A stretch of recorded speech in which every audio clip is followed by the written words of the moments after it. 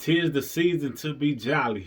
Oh yeah, we gotta talk about it. So, why should you avoid the buy now, pay later options that have been popping up all over in the past couple of years? See, this is what you gotta understand. When it comes to buy now, pay later, in many cases, this can be worse than credit cards. Worse than credit cards because it gets you caught up in a trap just because it seems so easy. And they make it easy, but you got to think twice when it comes to this for several different reasons. You know, there's a term known as predatory lenders. Basically, a predatory lender is somebody that takes advantage of someone who knows no better. And if you don't know any better, the person who is more ignorant loses in every sense of what that means. Meaning that you have to educate yourself. You have to empower yourself. You can't just make it to the point where you just fall for anything just because somebody offers it. Because I promise you, they will rob you with a pen. You see, they will rob you with a pen and rob you with a smile. Most of the time, the biggest robber is not the person that's in a ski mask. It's the person that is suit and tie, dressed up with a pen in hand that takes advantage of the person who has no clue what's going on. So you got to be aware of those buy now, pay laters for several different reasons. Now, I want to talk to you about some stats. You can look these stats up, and depending on how I'm feeling, I might pop them up on the screen just so you can see exactly what I mean. And a lot of these stats I was able to see exactly what they meant. And I did a video on this before. I told people to beware of Affirm. Affirm is one of the buy now, pay laters that is used by many different companies. I see it on PayPal. I see it at Walmart. And it's different other buy now, pay laters that allow for people to get the item right now, pay a small amount and make payments, and then eventually they pay it off. But a lot of times that's not what happens. So you got to know what your tolerance is, what your risk tolerance is, and you got to know who is typically targeted and who typically falls into this trap, because it tends to put you in a bind because it has higher interest rates. Number one, it's very easy to get into for the most part, but it can affect your credit. It can negatively impact your credit. If you do not pay these things back, it can go on your account as collections. It can, charge you or overcharge you in interest, and it can position you to not be able to purchase certain things. And depending on who it is that provided the buy now, pay later feature, it can shut off other services that they may provide. That's a whole nother conversation. For example, Apple is coming out with one, and if you don't pay them back and you're an Apple user, then guess what? They can, shut some things down if they choose to do so. So you just got to be mindful of it. Now, how can it be worse than credit cards? Well, credit cards, you already know what it is. You spend the money, and then they're going to charge you an interest amount every single month. But you position yourself with the credit card because a lot of times people are at least somewhat mindful of the interest rate prior to getting into the credit card. Even though the credit cards have been increasing their rates, they're a little bit more mindful. With the buy now, pay later, a lot of people are a little more lenient or naive in terms of the terms, the interest rate. They just know that, hold on, I can just make $25 a month payment for this item, but still get it right now, today. Yeah, sign me up. And he who is quick to borrow is usually slow to pay. He who is quick to borrow is usually slow to pay. Why is that important? Well, if you're slow to pay, but you were quick to borrow, then you find yourself putting yourself in a situation to where you may not pay that thing back, and you put yourself in a bind. You hinder what it is that you're able to do later because that will come back to haunt you. Meanwhile, you've already appreciated the item. See, once you already had the item, the urge to pay it dwindles because now you have the item.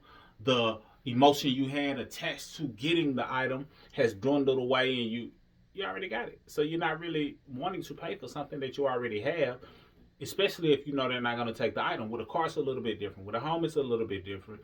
But with an item that a lot of people use these buy now, pay laters, such as clothes, such as jewelry, such as, vacations, you've already done the thing. You've already experienced the thing. You've already taken the pictures. You already did the footage. You already created the content. You already done the things.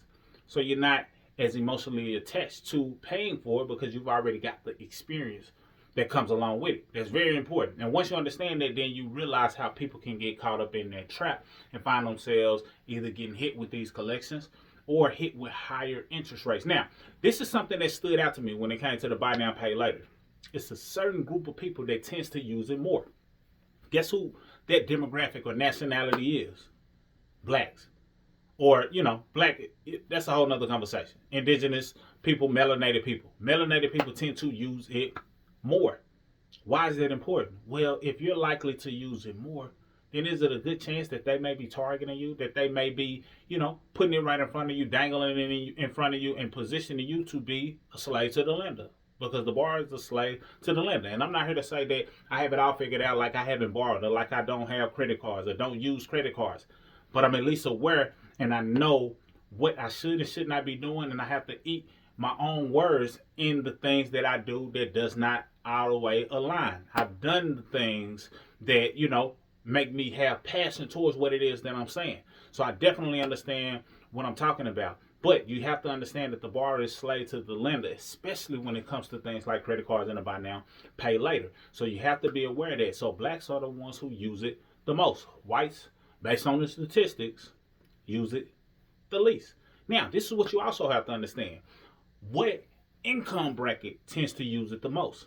When it comes down to people who make $75,000 or less, or people who make $75,000 or more. Well, based on the statistics, the people who use it the most are those who make less than $75,000. So $75,000 or less. So these are people who tend to fall into the category of those who are least likely to pay, or least likely to fulfill the original agreement. In most cases, least likely. Now, this doesn't speak to the majority of that group, but I just want to paint a picture of the people with the least amount of income is the ones who's using this, because they can get access to this item that they want for a percentage of what it actually costs. So you have to be mindful of that, because that puts a lot of people in the bind, and the people that use it tend to use it because they may have already maxed their credit cards, or they might not even have a credit card to benefit from, using, getting the perks from having a credit card. They have low income, or they have, financial situations that they are dealing with that positions them to say, you know what, I still want to participate in this holiday, but let me go ahead and do it somewhat on a budget, or what they feel is on a budget, but it comes back to bite them on the back end. So you got to understand that these are the categories of people who are using it the most. And when I say less than $75,000 in income use it the most, it's a big spread. It's like over 70% of the people who use it makes $75,000 or less. That's a big deal. So you have to be mindful of this. If you or someone you know has used this, think twice. And if you need a solution in terms of bettering your credit and getting more cash flow, then that's what we're all about. We should have a link available below that can position you on increasing your cash flow, because at the end of the day, what we all need to do is focus on more cash flow, focus on more income, because income is the number one way, or additional income, more income is the number one way to hit your financial goals. The number one way. I know they say investing. That's great. You definitely want to do that. But if you can create another stream of income, it helps you in multiple ways. You create another stream of income, which positions you to have a business, a home-based business, or something that you can use even if you no longer work a job. But the bigger benefit, or I ain't going to say the bigger, a big benefit associated with you having more income is that you also get the benefit from the tax laws. So you get a ton of tax deductions. So not only did you make more money, you opened up 400 plus tax deductions options that you could possibly qualify for because you have a business. So it's a win-win. Put more money back into your pocket and positioning you to hit your goals without always going to borrowing the money. That being said, I should have some links available below so you can be able to benefit from more cash flow, benefit from more income, benefit from you creating and controlling your own economy. That's what it's all about. Because I promise you, if you don't have a strategy to keep your money, somebody else has a strategy to take your money.